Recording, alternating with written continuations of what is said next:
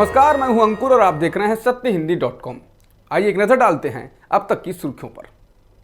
पंजाब, हरियाणा सहित कई राज्यों के किसानों का दिल्ली के टिकरी और सिंघू बॉर्डर पर धरना जारी है। हरियाणा के कई जिलों से बड़ी संख्या में किसान धरने में पहुंच रहे हैं और पंजाब से भी लगातार जत्थेबंदियां आ रही हैं। इससे किसानों का जमावड़ा बढ़ता जा रहा है। दूसरी ओर मरकजी सरकार के साथ मंगलवार शाम को ही बैठक बेनतीजा रही। ये बैठक विज्ञान भवन में हुई। 3 दिसंबर को फिर से बातचीत होगी। हरियाणा में बीजेपी के साथ सरकार में सहयोगी जेजेपी के लगभग 10 विधायकों द्वारा किसानों का समर्थन करने के बाद जेजेपी प्रमुख और डिप्टी सीएम दुष्यंत चौटाला के पिता अजय चौटाला ने भी किसानों की मांगों का समर्थन किया है। मंगलवार को उन्होंने कहा कि सरकार को एमएसपी को लीगल कर देना चाहिए। एक लाइन लिखने में क्या दिक्कत है। वहीं दुष्यंत चौटाला के भाई ने कहा कि वो आगे की रणनीति सरकार और किसानों की बातचीत के आधार पर बनाएंगे। बता दें, जेजेपी किसानों की पार्टी कही जाती है और इसीलिए अब उस पर दबाव बढ़ रहा है।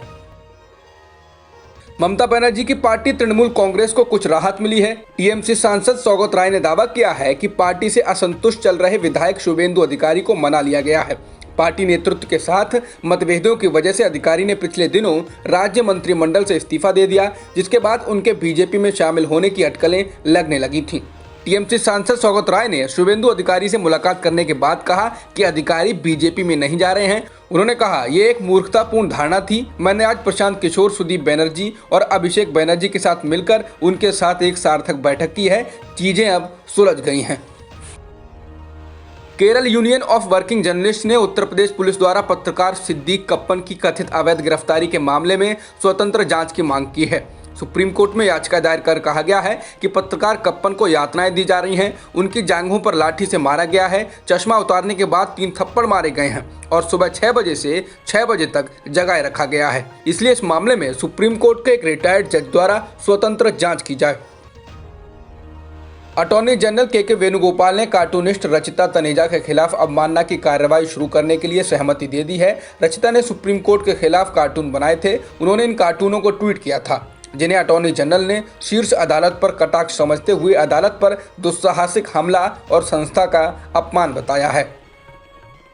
बॉलीवुड अभिनेता सनी देओल ने कहा है कि उन्होंने अपना कोरोना टेस्ट करवाया है और रिपोर्ट पॉजिटिव आई है। मनाली से मुंबई लौटने से पहले उन्होंने अपना कोरोना टेस्ट करवाया था। टेस्ट रिपोर्ट पॉजिटिव आने के बाद अब वो कुछ दिन मनाली में क्वारंटीन रहेंगे। भारत में एक दिन में 36,604 नए कोरोना संक्रमण के मामले दर्ज किए गए हैं और 501 लोगों की जान भी गई है, जिसके साथ ही देश में कुल संक्रमितों का आंकड़ा 94,99,000 के पार हो गया है और मृतकों की संख्या 1,38,000 से ज़्यादा हो चुकी है। फिलहाल एक्टिव मामले 4,28,000 से ज़्यादा हैं। देश में सभी को कोरोना का टीका नहीं लगेगा। सरकार ने मंगलवार को साफ किया कि उसने कभी नहीं कहा कि पूरी जनसंख्या को टीका लगाया जाएगा। सिर्फ उतनी ही आबादी का टीकाकरण किया जाएगा जिससे कोरोना संक्रमण की कड़ी टूट जाए। सरकार ने ऑक्सफोर्ड वैक्सीन के ट्रायल को भी जारी रखने की बात कही। बीते एक दिन में अमेरिका में कोरोना वायरस के 1,80,000 नए मामले दर्ज किए गए हैं, जबकि 2,562 लोगों की मौत हुई है। इसके साथ ही अमेरिका में कुल संक्रमितों का आंकड़ा 1,37,00,000 के पार हो गया है और मृतकों की संख्या 2,70,000 से ज्यादा हो चुकी है। भारत और ऑस्ट्रेलिया के बीच 3 मैचों की सीरीज का आखिरी मैच आज खेला जा रहा है। टीम इंडिया ने टॉस जीतकर पहले बल्लेबाजी करने का फैसला किया है। भारत को शिखर धवन के रूप में पहले जल्दी झटका लगा और बाद में शुभमन गिल भी आउट हो गए। वहीं आज भारत की ओर से टी नटराजन ने डेब्यू किया है। उन्हें मोहम्मद शमी की जगह लाया गया है। सलामी बल्लेबाज मयंक अग्रवाल की जगह शुभमन गिल को शामिल किया गया है और नवदीप सैनी की जगह शार्दुल ठाकुर आए हैं। युजवेंद्र चहल को मौका नहीं मिला है। चाइनामैन कुलदीप यादव ने उनकी जगह ली है। अब तक की खबरों में इतना ही। बाकी खबरों के लिए बने रहिए सत्यहिंदी.com के साथ।